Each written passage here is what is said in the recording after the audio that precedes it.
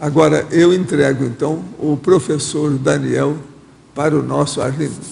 Eu consultei aqui no iPhone, então no estrangeirismologia, o Rex Playboy, por favor, dá uma geral.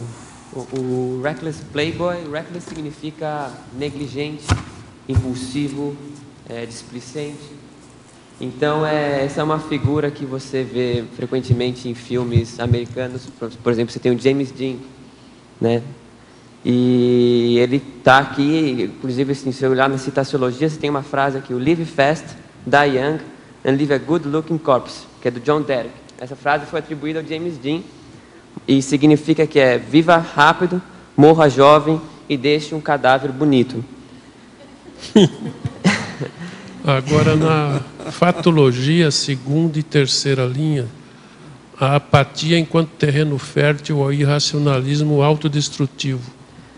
Bom, a apatia, ela é Bom, se você, por exemplo, você pega essa pessoa que não tem muita vontade de fazer as coisas, ela está desanimada, ela está desinteressada. Então ela começa, abre espaço para que coisas aconteçam, para fazer coisas, acaba entrando em situações irrefletidamente. Por exemplo, você tem a maconha. A maconha é uma droga que, entre os malefícios, né, somáticos, você tem também a questão da apatia, do desânimo. Então a pessoa que fuma maconha, ela acaba ficando cada vez mais desanimada e fumando cada vez mais maconha. Então isso significa assim, isso é um irracionalismo autodestrutivo. Ela não pensa, ela vai simplesmente se afundando nessa condição. Queria fazer aquelas perguntas clássicas, professor Valdo, porque um garoto tão novo, tão vivo, por que você escolheu esse tema? Parabéns pelo verbete. O que inspirou você a redigir esse verbete? Qual a sua experiência quanto a esse assunto? Como você se sente defendendo o verbete? Agora tem uma última. Quantos anos você tem? Eu tenho, eu tenho 26 anos. Bom, esse verbete, ele não sei se eu conseguiria fazer se não tivesse teática, né? Eu tenho essa teática, eu não dessomei, né? Estou vivo. Mas eu passei por isso. Desde cedo eu me envolvi com a riscomania, né? Desde que eu tenho 2, 3 anos de idade e também desde cedo eu tenho contato com a droga. E principalmente a maconha, né? Bom, tem a questão familiar, na minha casa isso era normal. É normal ainda, né? Eu já parei de fumar faz um tempo, já faz 1 ano e 10 meses que eu parei de fumar. Conheci a Conscienciologia faz 2 anos. Chega um ponto que você não né? Tentei. Quer dizer que a Conscienciologia já valeu a pena. Com certeza. Já fez alguma coisa. Sem dúvida. Agora, o casal é dolicocéfalo inteligente. Os dois são dolicocéfalos pelo jeitão deles, tudo aí, o rosto, o jeito. Eles até se parecem um pouco. Né? Isso aí vocês vão longe. Mas e daí? O que mais? O resto? Bom, então, na verdade, quando eu conheci a Conscienciologia, eu fiz o meu primeiro ACP, não sei se ele está aí, foi com o Marcelo Silva e com a Marguê. Manter assim. Isso. E aí, eu até tentei, a questão da riscomania apareceu um pouquinho, né? Mas a toxicomania eu deixava ali escondida, né? Mas no primeiro ACP2 que eu fiz, a primeira palavra que eu fui falar com o Epicom, que foi o Felipe Mansur, ele perguntou se eu já tinha fumado alguma coisa. Aí não tem como, né? Cigarro eu nunca fumei, ainda falei, fumei maconha. Então isso estava evidente para mim. Comecei a perceber que, na verdade, não tem como esconder muito essa situação, né? Então, eu comecei a ter vontade de escrever, né? Eu sou formado, na verdade, eu sou formado em Direito e em Teatro, né? Então, meu tema, eu percebi que era para Direito, e comecei a entrar, mas eu ainda tinha a questão de um débito pessoal aí que eu gostaria de aprofundar. As companhias extrafísicas ainda estavam presentes, né? Tinha uma questão de cobrança, às vezes eu ainda sinto, principalmente no verbete, mais ou menos quando estava com 2 ou 3 meses de escrita do verbete, a coisa assim intensificou bastante para mim. Eu tive que reciclar muito. E com isso eu percebi que na verdade, é o primeiro passo que eu preciso dar para essa nova fase, né? Esse novo ego que eu estou vivendo. E esse é o primeiro verbete de pelo menos mais outros 2, que eu já tenho o tema aprovado. E futuramente eu tenho planos de continuar, de fazer um curso com isso e um livro. Aí, né, quanto mais eu aprofundar essa questão, mais eu vou vincar ela em mim, né, para evitar isso em outras vidas, e mais eu vou esclarecer o meu grupo, né. Então, é mais ou menos esse é o meu interesse em escrever o verbete. Né? Muito bom, está ótimo. Como identificar a própria dessoma? E se é prematura, em qual período podemos saber? Olha, aí você tem que estudar todo o verbete aí do professor Daniel, que já está explicando o que é. Seria bom. Ele está fazendo a pergunta para mim. Se você quiser responder, veja bem. Há como identificar a própria dessoma? E se é prematura, em qual período podemos saber? Bom, na verdade o verbete não fala necessariamente da dessoma, né? Na verdade é o conjunto de circunstâncias que anunciam uma possível dessoma prematura. Então, na verdade, no meu caso, eu identifiquei que eu poderia morrer, né? Então, e se eu não tivesse mudado o meu comportamento, eu tenho como hipótese que eu já não estaria mais aqui, né? E então, no seu caso, não sei se é no seu caso, se você quer se aprofundar mais nisso, você tem que observar, né? Ela não entrou em nada de maconha, não, né? Então, já saiu também? Ah, então tá. Quer dizer que os 2 entraram e saíram, é isso? Isso.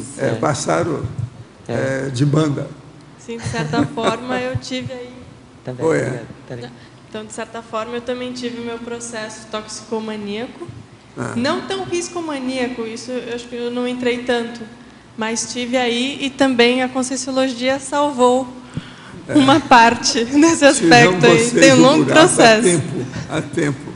Isso aí não é fácil. Agora, pode falar. Oi, Daniel. Eu queria que você também falasse um pouco se você também conseguiu identificar, porque quando eu via pessoas com atitudes autodestrutivas, principalmente relacionadas a drogas ou álcool, eu via que em algumas situações o próprio assediador protegia aquela consciência, né, para que não acontecesse nada com ela, porque era a fonte de energia dela, a pessoa que ela sugava, né? Eu queria saber se você identificou isso em alguma situação e como é que você falou que você conheceu a Conscienciologia e isso te ajudou nas suas reciclagens, né? Mas se você pudesse aprofundar um pouco mais como você realizou essas suas reciclagens? Tá certo. Então, em primeiro lugar, se você olhar na parafatologia, está com o verbete já aí? Não chegou aí no verbete? Então. Na parafatologia, você tem um item aqui escrito que é o esforço contínuo de consciências em não deixar a consciência sediada dessomar, né? Essa é uma ideia do professor Valdo, que, se eu não me engano, eu peguei da Projeciologia. E eu não cheguei a identificar isso na prática, né? Assim, eu via lá com o sexo fazendo esse esforço, mas a ideia para mim é muito lógica. Você tem lá a pessoa que é a fonte de nutrição energética desses assediadores extrafísicos. Por exemplo, você pega um viciado em crack. A pessoa já tomou tiro, tem tuberculose, mora na rua, apanha de policial e não morre, né? Já foi para o hospital não sei quantas vezes e está lá, está viva, né? Tá viva não, está em pé, né? Viva eu não posso dizer isso, né, necessariamente. Você tem que na perfilologia tem a consciência cadáver, é o semi-vivo, né? É uma pessoa que simplesmente ela está aqui, o corpo dela funciona de uma maneira... É o zumbi. E isso ela já é um joguete, né, dos assediadores extrafísicos, né? Ela faz o que é mandado para ela. Simplesmente ela é a nutrição, o meio desses assediadores pegarem essa energia. E no caso dessas reciclagens, você percebe, é incompatível, né? Comecei a fazer EV, aí você começa a perceber que você não está bem, né? Tem um item aqui que é o muco energético acumulado devido ao uso de entorpecentes. Então você começa a desenvolver a sensibilidade e você começa a perceber que tem alguma coisa errada com você, né? Que a energia não vai, que o seu pensamento não vai, chega um momento que você está com uma dor de cabeça, você se sente mal. E fora que você pensa, a maconha, A maconha é uma droga que não necessariamente você planta na sua casa, né? Então você compra a maconha e vem junto dela uma carga energética assim pesadíssima. E né? assediadores. Onde tem maconha tem assédio. Exatamente. Então tem isso. Então daí você começa a vivenciar isso, você começa a perceber isso, você percebe, eu não fumo sozinho, né? Você considera que você não está sozinho, então às vezes uma vontade súbita de fumar que você está no carro, você tem que fumar aquela coisa. Não é você, né? Então as coisas ficam meio óbvias. Então, se você quer ir para frente, você precisa abrir mão de algumas coisas.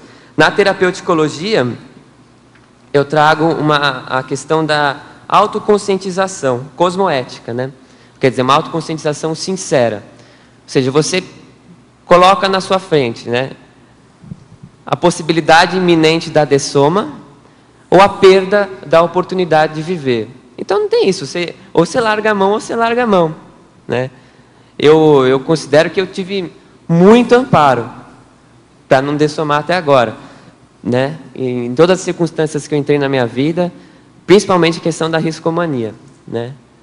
Então, né, aí você começa a perceber o que você tem que fazer daqui para frente.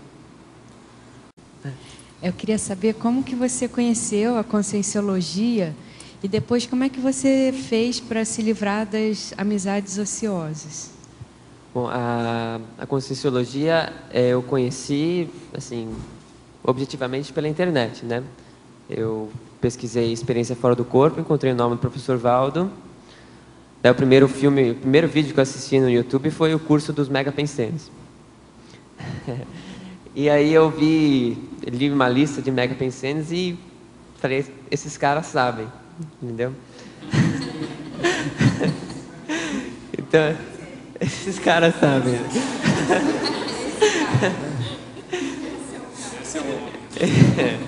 Então foi mais ou menos assim, eu comecei a ter uma abertura, eu comecei nessa mesma época, conjurou várias coisas, a gente assistiu alguns filmes, né, que falavam da multidimensionalidade, eu comecei a meditar em casa, eu ficava deitado 1 hora no chão, né, e comecei a sentir energia, sendo que antes disso, já nas próprias dinâmicas de teatro, eu já tinha sentido o meu frontochakra, né, eu nem sabia o que era, eu falei para ela, ela falou assim, acho que aí tem um chakra, eu falei, chakra? Chakra? Ah, já li isso, né, coisa dela, da Índia e tal, mas aí foi acontecendo, aí né, quando eu ficava deitado lá, eu comecei a sentir muita energia, começava a sentir, né, o processo acho que foi de desbloqueio mesmo, o Pensene comecei a sentir que tinha coisa ali. Aí eu li livro espírita, li metade de um livro Allan Kardec, já encontrei o nome do professor Valdo, aí fui. Daí 3 meses depois eu estava fazendo o CIP. Eu comprei Projeciologia 2, 3 semanas depois, né? E foi mais ou menos por aí. E qual foi a outra pergunta? Das amizades ociosas, como você se livrou. Ah, sim. Eu simplesmente parei de sair com eles, né? Teve cobrança, ainda tem, né?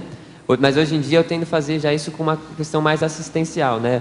Se eu vou sair com eles, eu vou comer, nós vamos juntos e estamos ali. Vamos comer um hambúrguer, vamos comer uma pizza, um japonês, assim, coisa bem leve, assim. Eu não saio mais, né? Mas na época dessa quebra, desse corte, foi bem intenso, teve muita cobrança, né? Dois você conheciam? Sim, né? nós nos conhecemos no primeiro ano da faculdade de teatro, né? Um mês depois a gente já estava junto. Aí no ano seguinte eu conheci a Conscienciologia, né? Aí foi tudo junto, né? Conheci, olha só que legal, o Valdo, olha só. Daí mostrei para ela no mesmo dia, então foi tudo ao mesmo tempo. E Daniel, o que a sua família achou das suas mudanças? Então, como eu não sei se você estava aqui no começo, mas eu comentei que isso vem de casa, né? Então a mudança foi bem... Deu um embate, né? Principalmente em relação ao meu pai. Você tem gente na família que usa tóxico? Sim, tem. Ainda usa? Sim, tem. No caso, é o meu pai, na verdade, né? Então eu tinha esse costume, tem um item aqui da toxicomania, que está falando da maconha, que é os pais fumando maconha ao lado e junto com os próprios filhos. Então eu parei de fazer isso, né? Tinha parado, parei de beber, a gente tomava vinho quase todo dia, fui parando. parei de andar de moto, já tinha até parado antes, que uma vez eu tomei um tombo, eu nunca mais consegui andar bem. Qual é a profissão do seu pai? Meu pai, ele tem uma oficina de mecânica, né? Ah, sim. Mas ele é formado em engenharia civil e trabalha com a minha mãe na empresa hoje em dia. Tem uma empresa de luminárias.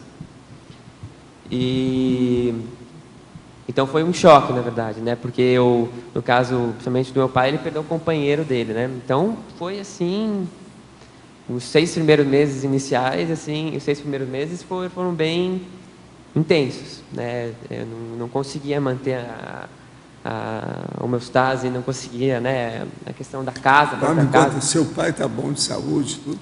Tá, ele está bem, nunca teve problema nenhum. Ele corre, ele anda, a gente cuida dos cachorros lá em casa e tudo mais.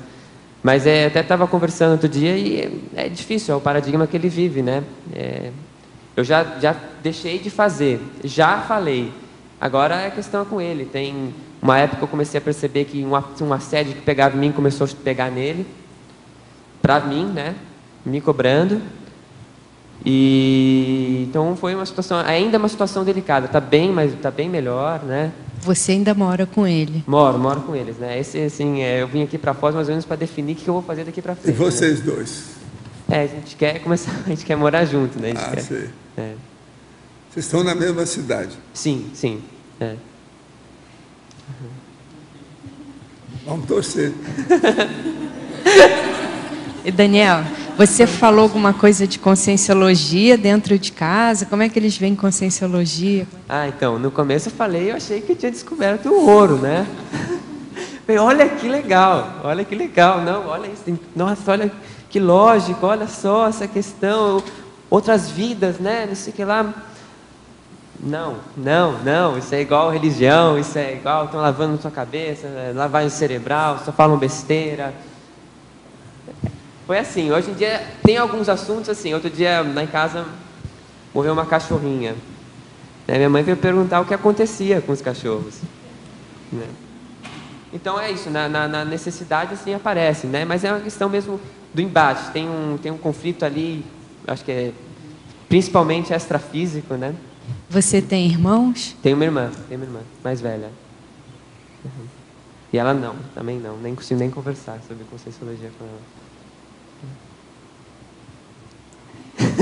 Nosso não, mas é normal, gente, eu tô bem. O nosso galã vai longe. Agora, é um galã advogado, alto nível. Isso não é para qualquer um.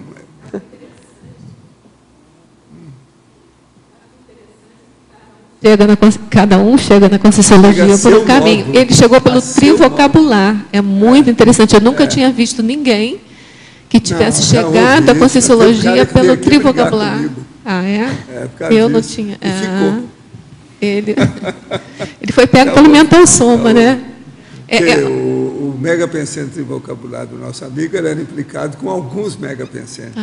E é um paradoxo, porque ele estava imbricado lá no psicossoma e chegou pelo mental soma. Né, é um paradoxo. Mas agora o chefe aí, o Daniel, ele tem o quociente intelectual dele é alto. Ele aí vai longe. Você olha bem isso, segura a barra, né? O galã aí tem cabeça. Então, isso... Você pode fazer mais 200 verbetes aí, folgado. Tem 2 na Pois é, já está na bica. Nós vamos ver isso. Ele é bom. Você vê que ele fala tudo. O processo mais sério seu é a sinceridade. Você não ficou na droga, você nunca ia ficar muito tempo mesmo. Cedo ou tarde você ia cair fora por causa da sua sinceridade. Você é autêntico. Quando a pessoa é assim, tem esse temperamento, ela não fica na coisa mal feita. Não dá. Ela não se sustenta. Ela não se sente bem. É justamente o seu caso. O cara é autêntico. Isso não é qualquer um, não. Questionologia, página 12, você coloca: já extirpou os pequenos vícios autodestrutivos sutis? Como tem assistido as consciências ainda perdidas nessas circunstâncias? Gostaria de saber, 2 pontos. De que forma já assistiu as consciências nessas circunstâncias? A defesa do verbete penso ser uma forma. Poderia citar outras formas de assistência que já tem experimentado? Bom, eu vou ler para você aqui a principiologia.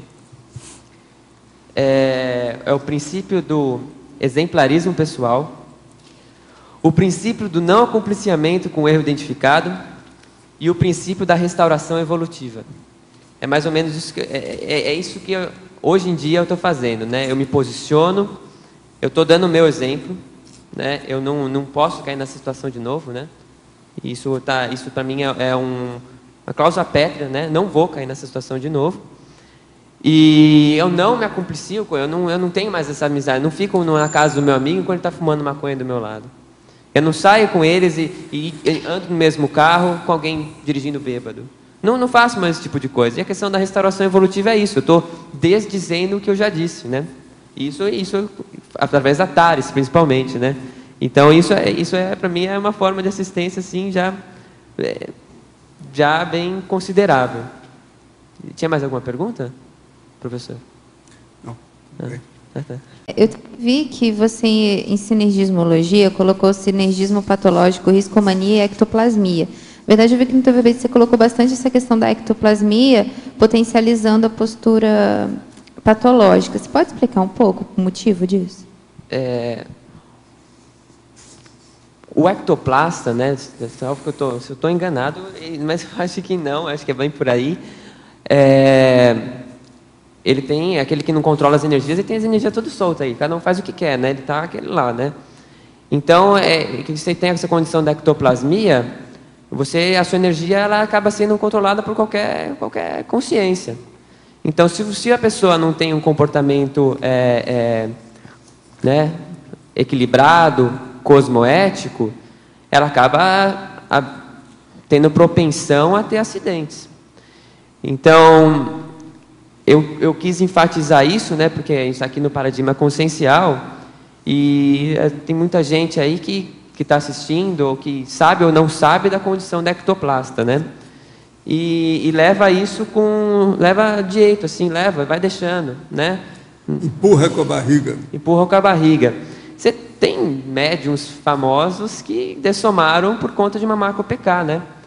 De efeitos físicos, né? Então, foi isso que eu quis enfatizar aqui, né? Porque a situação de risco e você tem a ectoplasmia, você está muito mais propenso a acontecer alguma coisa, não só com você, mas também com as outras pessoas.